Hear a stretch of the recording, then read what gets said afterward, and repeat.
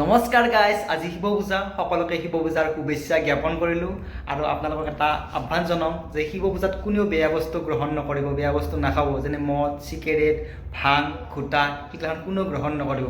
সেইগিলাখান শিৱক দান দি দিয়ক। শিৱ তাৰ বিপৰীতে আপোনালোকে মাহ প্ৰসাদ, কিবা কিবি খিচিৰি, ভোগ এইগিলা থাকে, এইবিলাক খাওক।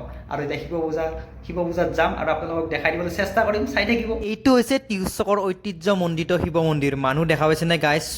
দুপৰীয়াৰ ভাগত অজস্ৰ মানুহবিলাক আপোনালোক দেখাই দিলোঁ। এতিয়া মই মন্দিৰটো দৰ্শন কৰিম, আপোনালোককো দৰ্শন কৰাই দিম।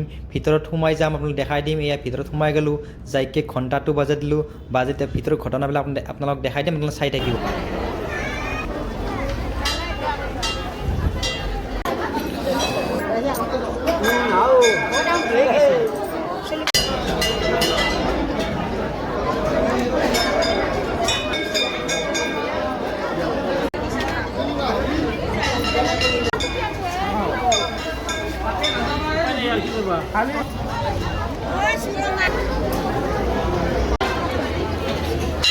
আৰু এতিয়া ভিডিঅ'টো সমাপ্ত কৰোঁ। আপোনালোকক লগ পাম নেক্সট এটা শ্বৰ্টত। আজিলৈ বাই বাই।